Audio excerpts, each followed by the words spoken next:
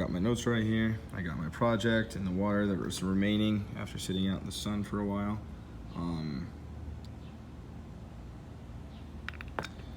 So I took everything apart. My plastic bag got blown away, or my plastic sheet. But there's a lot of dew on it.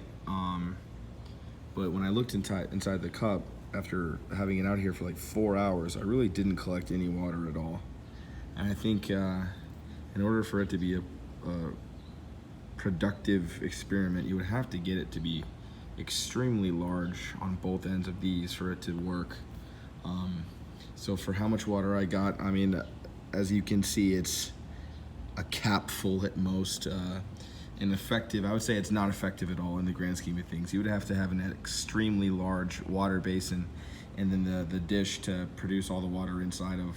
And you know, in a worst case scenario, I guess it would work and be effective, but in the grand scheme of things, it wouldn't be very good. Tasting the water right now. That is gross.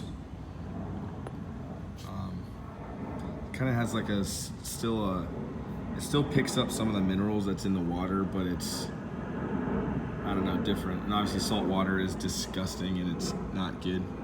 I think the shape of the outer container is effective, but I think that the depth of the water really messed it up for me. So I can't have it very high as far as inside this outside basin, because the higher the water, the more that it would start to float and move around. And I need it to be steady and still for the water to go into the container. So if I were going to change anything or have an improvement, I would probably say enable this to have a lot more water in it. So for more water to be closer to the actual to the plastic sheet, but this to be much heavier to where it could still sink to the ground. And then, so the conduction and convection of it, I mean, clearly it's showing that with heat producing inside and the moisture moving about inside, it would produce on top of it and slowly glide through. It's effective of gathering water, but the effects of how much water you can have, I think it's just not a solid experiment without you having an extremely large